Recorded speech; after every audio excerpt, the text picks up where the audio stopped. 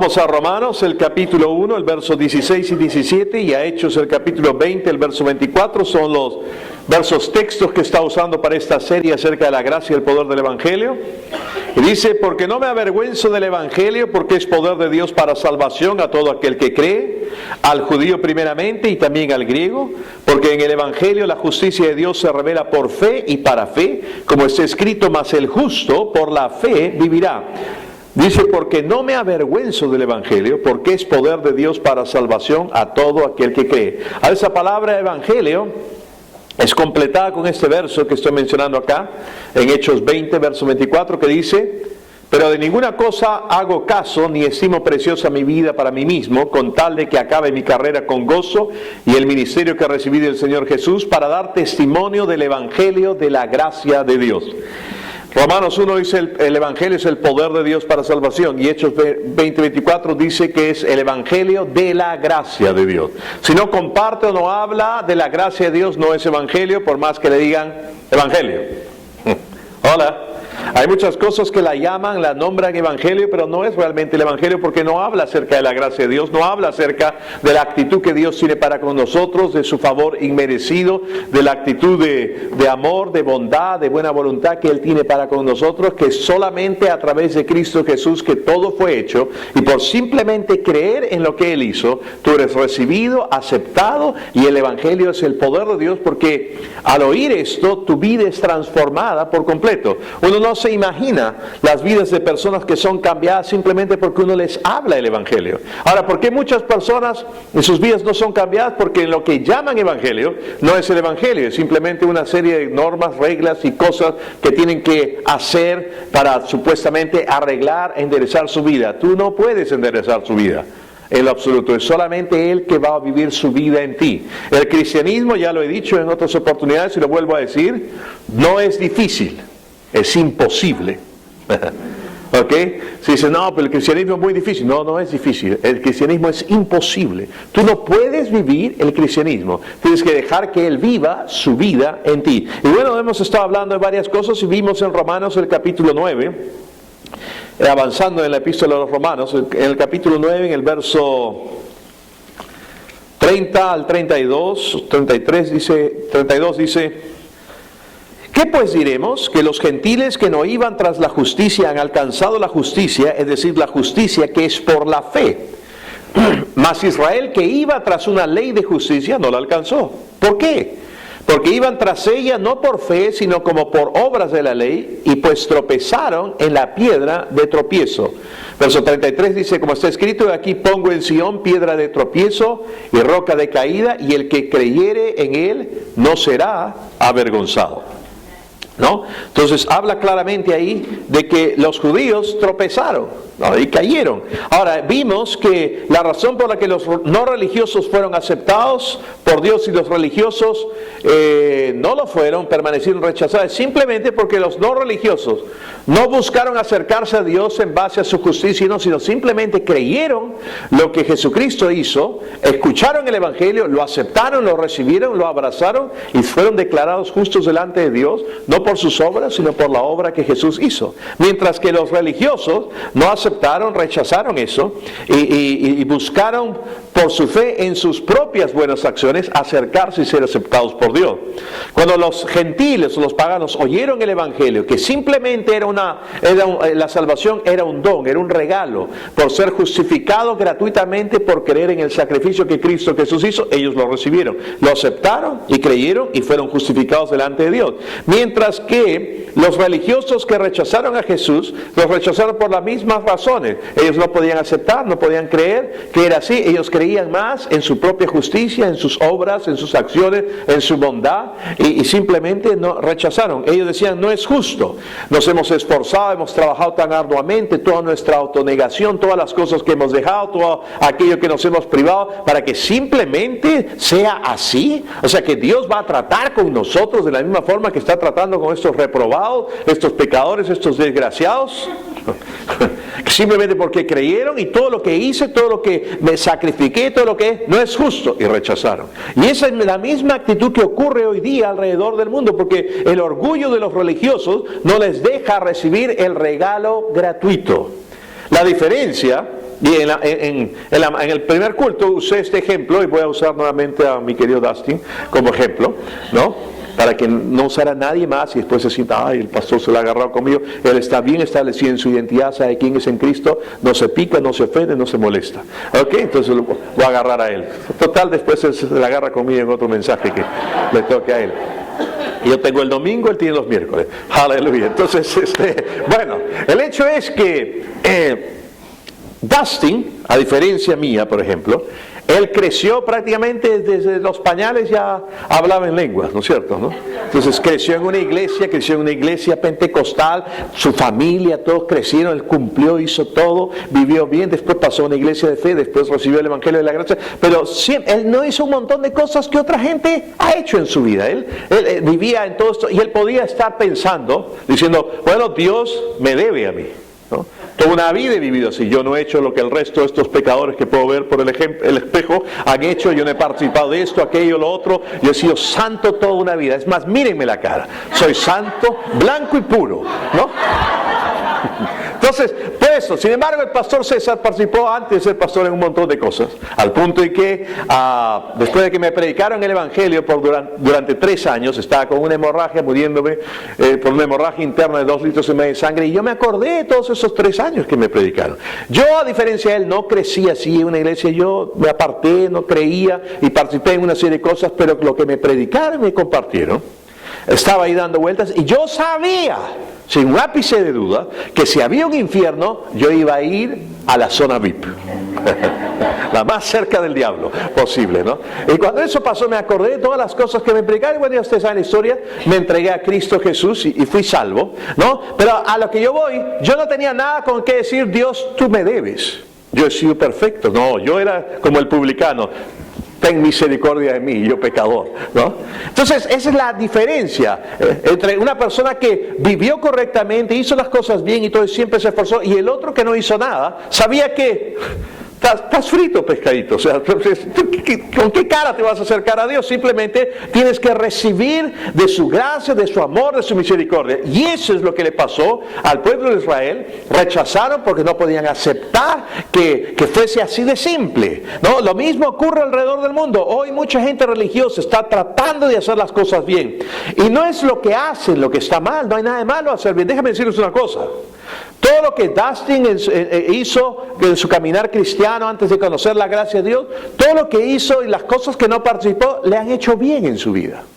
¿Me dejo entender o no? El hacer las cosas bien no hace daño a nadie. Te hace bien. Porque Dios quiere lo mejor. Porque la gente está obsesionada con la idea del pecado, de que Dios allá en el cielo es el gran aguafiesta celestial, que está obsesionado. Basta que alguien se esté divirtiendo un poquito. Gabriel, hay que aplastarlos ahí, se están divirtiendo. Todos tienen que tener una cara como que están en encurtido, ¿no? O sea, no se pueden reír de nada, no pueden pasarla bien, el ir a la iglesia, estar ahí, tener cara idiota todo el tiempo y saludar a los otros que tienen la misma cara que tú y no hacer nada. ¡No! Dios es un Dios que nos ama. Si Él no quiere algo para ti, no es porque sea un loco megalómano que quiere hacer las cosas y se hacen las cosas y sus dientes los pone así y tirados así, porque yo quiero que se hagan así. Y si tuviera venas se le saltarían las del cuello porque piensa que te escapas de su control. No es así. Si Dios no quiere algo para ti, es porque Él te ama. ¿Cuántos de ustedes tienen hijos? ¿Quieren lo mejor para sus hijos o no? Ahora, ustedes saben que los hijos a cierta edad saben que ellos piensan que saben más que los padres. Cuando un padre tiene un hijo, ¿no? A ver, ¿cómo es el dicho este? Dice, cuando uno llega a la edad de que sabe que su padre tenía razón, ya tiene un hijo que piensa que él está equivocado. Esa es la ley de la vida, ¿no? O sea, cuando tú llegas al punto que dices, pucha, ¿qué razón tenía mi papá? Ya tienes un hijo que está pensando que tú no sabes nada. Cuando él llega a pensar que tú tenías razón, tendrá un hijo que pensará de él que no sabe nada. Entonces, Dios quiere lo mejor para nosotros. Y a veces nosotros vemos a nuestros hijos, queremos lo mejor para ellos. Vemos más que ellos porque ya hemos recorrido un mayor camino y queremos lo mejor. No es simplemente porque queremos fundirlos. No, salvo pues que te tengas issues, pues, ¿no? Que tengas asuntos sin resolver, ¿no? Pero por lo general la motivación es el amor. Bueno, Dios es así. Entonces ellos no podían aceptar esto, y hay mucha gente religiosa tratando de hacer cosas buenas. El hacer las cosas buenas no es malo. Lo malo es poner tu fe en tus acciones y no en el regalo o el don de la salvación que es Cristo Jesús. Es poner fe en tus acciones. Las buenas obras, hacían buenas obras por motivación equivocada. En Romanos 9:32 habla ahí claramente y dice: ¿por qué? Pues iban tras ella no por fe, sino como por obras de la ley, pues tropezaron en la piedra de tropiezo. Dice que ellos se acercaban por sus obras. Se refiere a las obras de la ley a hacer buenas cosas, pero con la motivación errada. Es confiar en lo que has hecho en vez de confiar en lo que ya Él hizo por ti. Hola, es acercarte a Dios con tus acciones. La Biblia también se refiere a las obras de fe, por ejemplo. En 1 Tesalonicenses, el capítulo 1, el verso 3, y 2 Tesalonicenses, el capítulo 1, el verso 11, habla acerca de obras de fe. Miren lo que dice. En 1 Tesalonicenses 1, 3 dice: acordándonos sin cesar delante del Dios y Padre nuestro de la obra de vuestra fe, del trabajo de vuestro amor y de vuestra constancia en la esperanza en nuestro Señor Jesucristo. Pero habla la obra de vuestra fe. En 2 Tesalonicenses 1:11 dice: por lo cual asimismo oramos siempre por vosotros, para que nuestro Dios os tenga por digno de su llamamiento y cumpla todo su propósito de bondad y toda obra de fe con su poder. Entonces habla de obras de fe. Pero ¿cuál es la gran diferencia entre las obras de la ley y la obra de fe? Las obras de la ley es cuando haces algo con la mentalidad que esto te va a hacer ganar algo en tu relación con Dios, que Dios estará en deuda contigo por lo que hiciste. Eso es una obra de ley. La haces con esa motivación: Dios me debe. Esa es la actitud del religioso. No es justo. He hecho todo esto. No, Dios está en obligación de cumplirme. Yo me sacrifiqué, yo hice esto, hice aquello. No soy como este. ¿Me dejo entender? Entonces, las obras de fe pueden ser la misma acción, pero es con una mentalidad que dice: yo no hago esto para ganarme algo en mi relación con Dios. Yo no hago esto para que Dios esté en deuda conmigo. Yo hago esto porque yo ya tengo una relación con Dios, porque Dios ya me ama a mí, y simplemente lo hago porque es mi fe y mi amor el querer servirlo.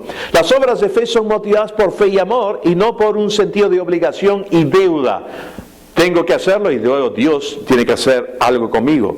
Pablo le dijo a estos judíos que tuvieron esta motivación equivocada, que ellos habían tropezado, que la piedra que había venido a ser la piedra de ángulo, en la cual es el cimiento, que es Cristo Jesús, había venido a ser piedra de tropiezo para ellos. Pero eso dice acá en Romanos, el capítulo 9 de Romanos, el verso 33 dice: como está escrito, he aquí pongo en Sión piedra de tropiezo y roca de caída, y el que creyere en él no será avergonzado. Entonces habla ahí en este pasaje que para ellos iba a ser una piedra de tropiezo. ¿Por qué? Porque no quisieron creer.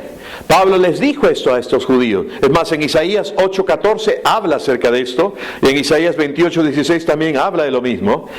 Ya sea que aceptes la verdad, que es liberadora y que te da vida, o si la niegas, entonces si la niegas como estos religiosos lo hicieron, va a ser una piedra de tropiezo. Va a ser una piedra que no te va a dejar avanzar, no te va a dejar recibir aquello que Dios tiene para ti. Cada uno de nosotros debe estar establecido en algo.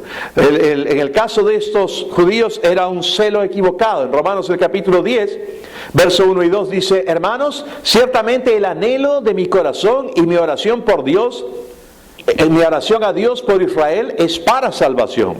Porque yo les doy testimonio de que tienen celo de Dios, pero no conforme a ciencia o no conforme a conocimiento. Pero su oración era para que Israel pueda ser salvo.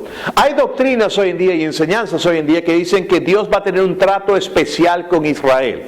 que va a ser de otra forma y que no necesitan ser salvos como nosotros somos salvos. Eso es mentira. El Espíritu Santo claramente dice acá en esta escritura, en este pasaje, que el apóstol Pablo oraba para la salvación de Israel. ¿Puedo oír un fuerte amén? Entonces, todos necesitan ser salvos. Entonces, él dice que tenían celo, pero no conforme a ciencia, no conforme a conocimiento. Ellos estaban haciendo varias cosas buenas. Oraban, pagaban sus diezmos, hacían y cumplían con muchos de los mandamientos dentro de la ley, pero su celo era por la letra de la ley y no por Dios. Era por cumplir las obras. Tenían un celo por Dios, pero no conforme a conocimiento. Mientras que en el verso 3 dice, porque ignorando la justicia de Dios y procurando establecer la suya propia, vuelvo a repetir, porque ignorando la justicia de Dios y procurando establecer la suya propia, no se han sujetado a la justicia de Dios. Hay dos clases de justicia de acuerdo a este pasaje. La suya propia y la justicia de Dios. Dos tipos de justicia. La justicia propia es por tratar de contar nuestras propias acciones, basarnos en nuestras propias acciones, a confiar en ellas. La justicia que recibimos de Dios es por fe en Jesucristo y en lo que Él hizo, nada más. En Efesios el capítulo 2, el verso 8 al 9 dice, por gracia sois salvos, por medio de la fe. Y esto no es de vosotros porque es un don de Dios, no por obras, para que nadie se gloríe. Nadie se puede gloriar. ¿Recuerdan ustedes la parábola, la enseñanza que dio el Señor Jesucristo acerca de los convidados a una boda? Y que todos fueron convidados y todos tenían trajes de bodas. Y que había uno que no se halló que estaba sin traje de boda y lo echaron fuera. Esa enseñanza acerca de los trajes de boda y todo eso habla de estar revestido de la justicia de Dios que Dios te da. ¿Ok? Una vez escuché que cuanto más rica era la persona que hacía la boda y todo esto, él mismo proveía a los invitados del traje de boda. Este fue vestido con sus propios ropajes. Lo que mostraba, y dice que fue detectado inmediatamente, fue la mosca en la leche. ¿No? Lo detectaron y lo echaron. ¿Por qué? Porque nadie va a ir a la presencia de Dios vestido en su propia justicia, de sus propias buenas obras, de sus propias buenas acciones. Es solamente por ser revestido de la justicia de Cristo, por lo que Él hizo, por creer tan solamente en Él. ¿Ok? Entonces hay dos tipos de justicia. La única que nos hará estar parados delante de Dios en forma correcta, justa y tener una relación con Dios, es la que Él nos ha dado libremente a través de un don no merecido, que es la gracia por creer en Cristo Jesús. La mayoría está buscando por una justicia basada en sus propias obras, en su propia performance, en su propio desempeño. Esto es lo que Pablo estaba hablando de estos fariseos, que ellos estaban esforzando en presentarse a Dios en su propia justicia, por sus propias obras. Pero la Biblia dice claramente que nadie será justificado por las obras de la ley. Nadie será justificado ante Dios por sus propios esfuerzos, su propio desempeño. Da pena decirlo, pero hoy en día hay mucha gente que es ignorante de la justicia de Dios. Piensan que el ser justo se refiere a sus acciones, se refiere a sus obras, se refiere a las cosas que ellos hacen. Cuando uno usa la palabra justicia, la gente piensa inmediatamente en sus acciones, en sus buenas obras, en su desempeño. Si una persona se para acá y dice que es justo, lo vimos el domingo pasado, inmediatamente la gente dice, ¿cómo que está hablando que es justo? Si yo sé que hizo esto, yo sé que se comporta así, yo escuché en el baño lo que dijo. Piensan inmediatamente en acciones, en obras, en su propio esfuerzo. Tú no eres justo por tus acciones, por tus obras. Tú eres justo porque ya has sido justificado gratuitamente por creer en Cristo Jesús. ¿Puedo oír un fuerte amén? Estos dos tipos de justicia, una es producida por nuestras propias acciones y la otra es la que Dios nos ha dado al nacer de nuevo, al creer en Cristo Jesús. Él nos ha sido la justicia de Dios. En 2 Corintios. El capítulo 5, el verso 21 dice, al que no conoció pecado, por nosotros lo hizo pecado, para que nosotros fuésemos hechos justicia de Dios en él. Es el gran intercambio. Él llevó nuestro pecado, Él llevó nuestra naturaleza, Él llevó quienes nosotros éramos y Él nos dio quien Él es. Y lo que Él tiene es su justicia. Es un tremendo intercambio. Nosotros salimos ganando. ¿Cuántos pueden decir amén? Él lo hizo por nosotros. La justicia de Dios comparada con nuestra propia justicia En Isaías el capítulo 64, el verso 6, da un ejemplo gráfico, bien claro. Dios es bien gráfico en su palabra. Él dice que nuestra propia justicia es como trapo de inmundicia para con Dios. Ahora, ese trapo de inmundicia, si tú no entiendes la cultura, no entiendes la época, no entiendes todo esto, no has estudiado esto, piensas, es un trapo bien inmundo, pues, ¿no? Ese es el trapo con el que la pastora esta mañana limpió lo que ensució Lulú. O debe ser el trapo que usas para limpiar el water. O cualquier otra cosa, qué sé yo. No, lo siento, no es eso. El trapo de inmundicia era la toalla higiénica de la mujer en esa época. Ahora, cuando él le habló y dio esa profecía, todas las mujeres de esa época sabían exactamente que y los hombres también. ¿Ok? No habían toallitas con alas, autoadhesivas, no había nada de eso en esa época. Había trapo de inmundicia. Más claro no lo puedo decir. Él está diciendo que tu propia justicia, tu propio esfuerzo para presentarte delante de Dios aprobado, justo, merecedor de todas estas cosas, es como el trapo de inmundicia o la toalla higiénica usada de una mujer. Es bien gráfico. ¿Correcto o no? Tú no puedes acercarte a Dios en tus propios esfuerzos. Los judíos fueron ignorantes de la justicia de Dios, y lo mismo ocurre en la mayoría de gente religiosa hoy. No entienden que fuimos hechos justos en el momento que pusimos nuestra fe en Cristo.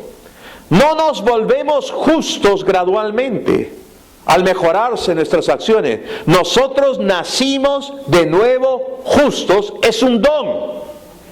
Así de simple. Tú ya eres justo. Pastor, yo no luzco muy justo, y yo tampoco seguramente. Pero no se trata de cómo lucimos. Dios no ve el exterior, Dios ve el corazón. Tú ya has sido declarado justo. La justicia no es un proceso, no es que poco a poco me voy volviendo justo. Es como el caso del hermano Hein, cuando estaba predicando acerca de esto, de la justicia de Dios, estaba en una iglesia y escogió como ejemplo a un hermano ahí que era el más comprometido, el que primero llegaba, el que último se iba, el que estaba más dispuesto a ayudar, el que tenía una vida ejemplar, que todo el mundo lo conocía, tenía un tremendo testimonio. Entonces lo toma de ejemplo y le dice, hermano, ¿es usted justo? Y el hermano dice, bueno, estoy tratando de ser justo. ¿Qué está tratando de decir ahí? Está diciendo que está tratando a través de su vida, de su estilo de vida, de sus obras, de sus acciones, de su desempeño, de su performance, de ser justo. Entonces, en otras palabras, la justicia es un proceso. Es algo que se logra alcanzar, pero no es así. La justicia no es un proceso. La justicia no es algo que se alcanza. La justicia es algo que se recibe, que es impartida, que ha sido imputada a nuestra vida gratuitamente por la obra que Cristo Jesús hizo. Tú ya eres justo. ¿Cuántos justos hay acá? Aleluya. Déjenme decirles algo más. Desde el punto de vista de Dios, la salvación ya ha sido dada a todos los hombres. El sacrificio ya fue realizado. Él no va a volverse a sacrificar por nadie más. Él ya derramó su sangre. Él ya murió, Él ya resucitó. Desde el punto de vista de Dios, la humanidad completa, el precio ha sido pagado por ellos.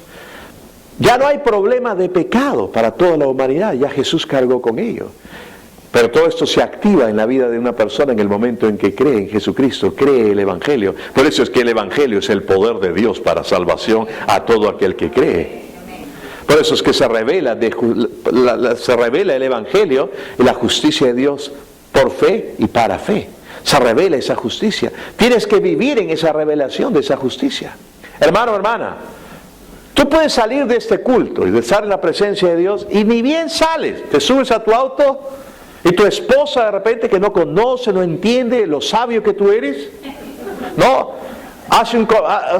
te responde de una manera a un comentario que tú has hecho. Puede ser al revés, no, el esposo no entiende lo sabia que es su esposa y responde de cierta manera y se arma ahí un berrinche en el carro. Han salido de la presencia de Dios, han estado cantando, en tu presencia quiero estar y todo eso, comiendo de tu mesa, morando en tu presencia y todo lindo, lindo. El gordo ha dado un mensaje fabuloso. Han salido llenos, ni bien se montan en el estacionamiento del hotel, salen por la puerta del estacionamiento peleándose ya. Llegan y luego comienzan a tener el hielo santo, pues no se habla ni el uno ni el otro, ¿no? Y comienzan a sentirse mal y piensas que ya no son justos, siguen siendo justos. Son justos sonsos, pero siguen siendo justos. Porque si andan peleados, no. Yo les recomiendo, hermano, es mejor vivir, no, es mejor dormir con tu esposa en tu cama que con tu orgullo en el sofá.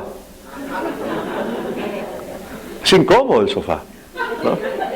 Así que simplemente, recuerden que hay 7 palabras que hacen milagros en cualquier relación. Lo siento, estaba equivocado, perdóname, te amo. Pero usted no sabe, pastor, lo que esta bruja... Usted no sabe, pastor, lo que este ogro... Yo no sé. Y no se trata de quién tiene la culpa o quién no tiene la culpa. El más espiritual dará el primer paso. Pide perdón, porque así yo sepa que ella tiene la culpa. Si ella no está bien conmigo, o ella sepa que yo tengo la culpa y no estamos bien, ambos estamos perdiendo. ¿Me dejo entender o no? Yo quiero ganar. Yo siempre quiero ganar. Ella también quiere ganar, entonces ganemos juntos. Pues hablemos, arreglemos. Entonces, pero eso no cambia. Seguimos siendo justos. Tú no eres justo, no viniste a ser justo por tus acciones. No dejas de ser justo tampoco por tus acciones equivocadas. Ya eres justo en tu naturaleza. Y cuanto más rápido entiendas esto y recibas esta revelación, comenzará a manifestarse los frutos de justicia. Las acciones propias de una vida justa, que ya sabes que eres justo. Esos frutos de justicia no te van a hacer justo. Los vas a tener porque ya eres justo. Una manzana no hace al manzano. El manzano, porque ya es manzano, produce manzanas. Esto significa así. ¿Sí? Tú no produces frutos de justicia y por producirlos te hacen justos. Tú produces frutos de justicia porque ya eres justo. Tú no eres justo por tus acciones, tú eres justo porque Él te declaró justo. Aleluya. Él es el que lo hizo. Gloria a Dios. Amén. La gracia y las obras, hermanos, no se mezclan. En 1 Corintios 1:30, ya voy acabando. Aleluya. 1 Corintios 1:30 dice: mas por Él estáis vosotros en Cristo Jesús, el cual nos ha sido hecho por Dios sabiduría, justificación, santificación y redención. Él nos ha sido hecho, para que como está escrito, el que se gloría, gloríese en el Señor, no en ti, no en tus acciones, no en que tú lo hiciste, gloríate en Él, porque Él fue el que lo hizo, y Él te ha sido hecho a ti. ¿Qué cosa? Dice acá, sabiduría, justificación, santificación y redención. Tú y yo estamos en Cristo. Al creer en Cristo, Dios envía el Espíritu de su Hijo a nuestros corazones y nacemos de nuevo. ¿Y qué pasa cuando nacemos de nuevo? 2 Corintios 5:17 dice: de modo que si alguno está en Cristo, nueva criatura es. Las cosas viejas pasaron y aquí todo es hecho nuevo. Tú eres una nueva persona. La persona que yo solía ser ya no existe. Soy una nueva persona. Estoy en Cristo. Tengo la vida de Dios en mí.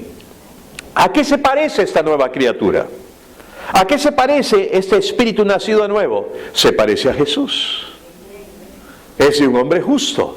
Somos justos. Aleluya. 2 Corintios 5:21 dice que al que no conoció pecado, por nosotros lo hizo pecado, para que nosotros fuésemos hechos la justicia de Dios en Él. La justicia nos ha sido imputada. No es tan solo un poquitín que nos ha sido dado. No. Nuestro nuevo hombre es justo y verdaderamente justo. En Efesios el capítulo 4, el verso 24, con esto ya voy a acabar. Efesios capítulo 4, verso 24 dice: y vestidos del nuevo hombre. ¿Quién es el nuevo hombre? Nueva criatura en Cristo Jesús, por haber creído en Él, nosotros. Vestidos del nuevo hombre, creados según Dios en la justicia y santidad de la verdad. Tú no te vuelves justo por tus acciones, fuiste creado justo.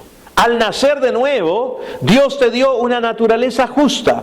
Lo triste es que muchos cristianos no saben esto y desconocen su naturaleza justa en sus espíritus, y que la justicia es un don de Dios. Entonces pretenden vivir, una vez que han creído en Cristo, manteniendo su justicia a través de acciones, a través de obras, a través de su performance se basa en su relación con Dios en cuanto a sus obras. Y tu relación con Dios no es en cuanto a tus obras, es debido y gracias a la obra que Él ya hizo por nosotros. Tú ya eres acepto en el amado. Dios ya te ama a ti. Tengo noticias para ti, nunca va a dejar de hacerlo. Hoy día en la mañana se acercó una hermana que hacía tiempo no venía y estaba hablándome varias cosas y que se sentía así, se sentía así y que quería volver y por varias cosas y explicándome por qué no había venido. Yo le dije, hermana, ¿sabe? Yo entiendo todo lo que se me dice y me gozo, pero Dios nunca la dejó de amar. Siempre la amaba. Estoy feliz que esté nuevamente en nuestras reuniones, pero Dios nunca la dejó de amar. Siempre la amó. Tal vez usted se alejó, pero Él nunca se alejó de usted. Déjeme decirle algo a cada uno de ustedes que va a hacer que su mente haga así. Va a reventar un globo religioso hoy día. Vamos a hacer una parrillada de vacas sagradas en este instante. Gloria a Dios por las parrilladas. Bueno, llévame otra vez a Argentina, señora predica. Ya me distraje con las parrillas. Bueno, vamos a reventar el globo, ok. ¿Sabes tú que inclusive si tú intencionalmente pecas, Dios no te deja? Está contigo ahí mientras tú pecas. No se voltea. Está ahí contigo. E inmediatamente está ahí diciéndote, tú eres mejor que esto. Tú vales más. Yo ya obré en ti. Tú sigues siendo la justicia de Dios en Cristo Jesús. Yo espero mucho más de ti, porque yo estoy en ti. La gente tiene la idea, esta es otra prédica que se les puede dar Dustin, que cuando Jesús estuvo en la cruz, Dios lo abandonó. Dios nunca lo abandonó. Nunca. Pero, pastor, dijo, Dios mío, ¿por qué me has...? Citó el Salmo 22. Para que los que estaban ahí, los judíos que estaban ahí, supieran quién es el que estaba en la cruz en ese momento. Porque acto seguido, cuando Él entrega el Espíritu, dice, Padre, en tus manos encomiendo mi espíritu. Total, no lo había abandonado y ahora es Padre. Si ni siquiera se ha bajado de la cruz ni ha ido al infierno a pagar por los pecados. Entonces, comida para que piense, hasta que Dustin lo predique. Nunca. Esa idea que se presenta, Dios aborrece el pecado. Y no podía ver el pecado en su... Era parte del plan desde la eternidad. Llamado el Cordero inmolado desde antes de la fundación del mundo. Él sabía que el pecado cargado en su cuerpo terminaba con eso finalmente ponía punto final a eso y Jesús hacía el sacrificio perfecto. Dios no se escandaliza de nada de lo que tú puedas hacer, ni se aleja de ti. Es más, está contigo mientras tú lo estás haciendo.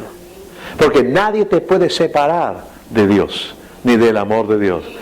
Nada te puede separar de ese amor. Ahora yo sé que algunos dicen, no, yo creo que el gordo ya se fue a un extremo. Totalmente. Soy completamente radical. Creo en la hipergracia. Porque la Biblia dice, es totalmente en el griego, hipergracia. No es un insulto de algún sonso por ahí que quiera atacar el Evangelio de la gracia, no. Cuando nos dicen, ustedes son de la hiperfe, pero eso no hay. Pero en la Biblia sí hay la hipergracia. Porque dice, donde abundó el pecado, sobreabundó la gracia. En el griego es hipergracia. Aún cuando tú estés fallando, Él está ahí contigo. Para decirte, hay un mejor camino. Yo ya lo hice, tú no tienes por qué vivir así. No dependas de tus obras, no confíes en tus fuerzas. Deja que yo viva mi vida en ti. Descansa en mí. Tú eres justo. Tu naturaleza es justicia. Tu naturaleza es santidad. El deseo de tu corazón es vivir conmigo. Cuando tú entiendes todo esto, tú te alejas de las demás cosas. No en tu esfuerzo, no en tu habilidad, sino en el estar establecido en el conocimiento de lo que Él ya ha hecho por ti. Por eso, hermanos, esto es evangelio. Por primera vez yo voy a cumplir este año 34 años como pastor. Yo empecé a pastorear a los 20 años. 34 años como pastor, 36 en el ministerio, 38 en Cristo. Desde el año 2011 vengo predicando radicalmente el Evangelio de la Gracia. Solamente a finales del 2016 voy a cumplir 5 años en que de todos esos 36 años que predico, 31 no he predicado el Evangelio. Recién lo estoy predicando. Y se va a poner mejor. Aleluya. Y hermanos, quien no lo entienda o predicadores que no lo entiendan, no me importa. Yo los amo igual. Si alguien me ataca, me censura, me dice, no, ya el gordo se ha pasado de vueltas. No. Yo los voy a seguir amando. Pero no voy a dejar de predicar el Evangelio de la Gracia. Porque es la verdad. Tú no tienes que depender de tu propia justicia, de tus propias obras, de tu propio accionar. Es solamente por Cristo. Pero pastor, entonces la gente va a vivir desordenadamente. No, al contrario. Cuando tú entiendes esta verdad, cuando tú entiendes que estás en Cristo, produce una transformación porque el Evangelio es el poder de Dios para salvación. El Evangelio es el poder de Dios para vivir en santidad. El Evangelio es el poder de Dios para vivir en victoria. El Evangelio es el poder de Dios para vivir en prosperidad, en bendición. Tu vida es cambiada por completo cuando tú entiendes estas cosas. Aleluya. Amén. Y este Evangelio, como dice acá, esta palabra, esta justicia en Romanos, el capítulo 10, el verso 3, son mutuamente excluyentes. Y ahí no va a avanzar, ahí me quedo. Son mutuamente excluyentes. ¿En qué sentido? ¿A qué me refiero con esto? En que tú no puedes estar creyendo en tu propia justicia y al mismo tiempo creer en la justicia de Dios. En que tú no puedes estar creyendo en que es por la gracia de Dios y al mismo tiempo estar confiando en tus propias obras. En que tú no puedes estar creyendo que es solamente por creer en Cristo y al mismo tiempo estar tratando de esforzarte para hacerlo por ti mismo. No, no se puede. O crees uno o crees lo otro. No puedes creer ambas. No se mezcla. Por eso dice el verso 13. Porque ignorando la justicia de Dios y procurando establecer la suya propia, no se han sujetado a la justicia de Dios. Es solamente por la justicia de Dios.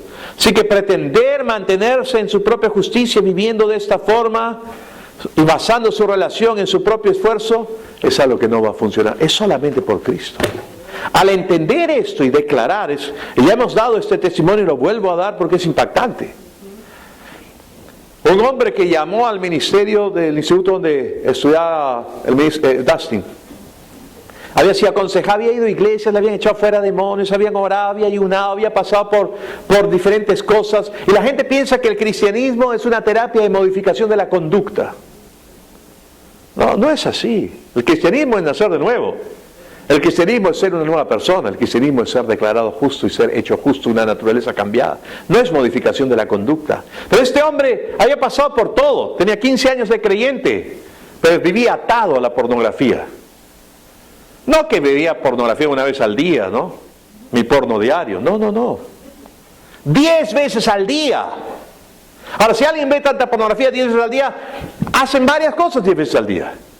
Ahora este tipo llama y ya se le había dado cuenta, todo esto se le ministró y comenzó la pastora Jenny, que confiamos en Dios que esté con nosotros pronto, ¿no? Dios mediante este año 2016, que es la madre espiritual de nuestro hermano Dustin, le dijo que va a hacer esto cada vez que vea porno después. Va a participar de la Santa Cena y va a declarar que es la justicia de Dios en Cristo Jesús, que es una nueva criatura, declarar su identidad. El pata se escandalizó. No, yo no puedo, lo va a hacer. Comenzó a hacerlo. Después de un tiempo llamó, solamente estaba viendo porno 5 veces al día.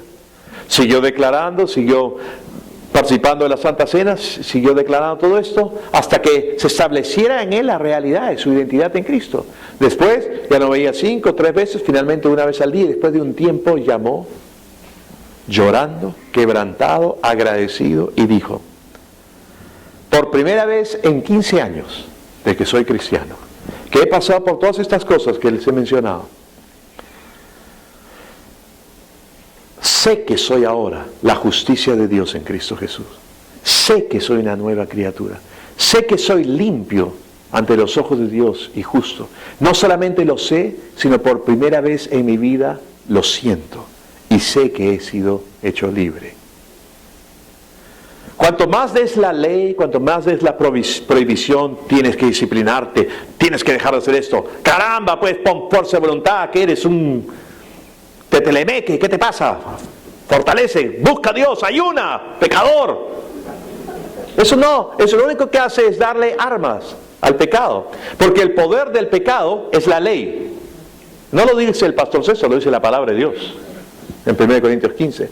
El poder del pecado es la ley. Cuanto más des la ley, más se va a levantar el pecado en ti, porque esa es la función de la ley. La ley no era para que tú seas justificado por cumplirla, la ley era para mostrar tu completa y total incapacidad de cumplirla, incapacidad de vivirla, y para exacerbar la naturaleza de pecado en ti, para llevarte a aquel que es tu único Salvador, Cristo Jesús. Y al creer en Él, seas justificado y seas libre del pecado. Aleluya. Amén.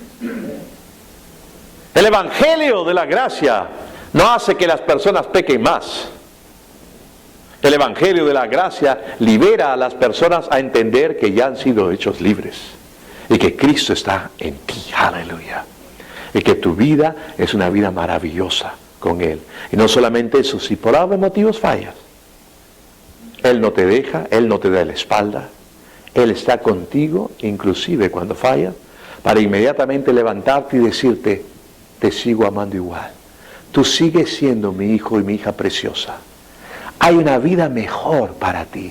Yo creo en ti, porque yo vivo en ti. Déjame vivir mi vida a través tuyo, y tú vas a cambiar. Y todo aquello que te ataba va a caer, esas cadenas, y vas a experimentar tu completa libertad, victoria, y vivir en justicia, paz, gozo y reposo. Aleluya.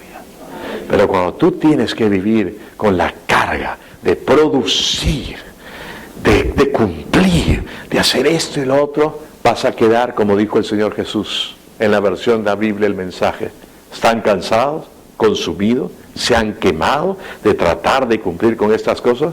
Venid a mí. En mí hallarás descanso para tu alma. Aprende de los ritmos no forzados de la gracia. Aleluya. Otro pasaje en Romanos dice: esta gracia de Dios es escandalosa.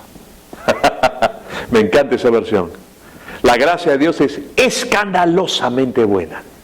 Es escandalosamente fabulosa. Es escandalosamente maravillosa. Cuando tú entiendes eso, oh, gloria a Dios, vivamos una vida escandalosa.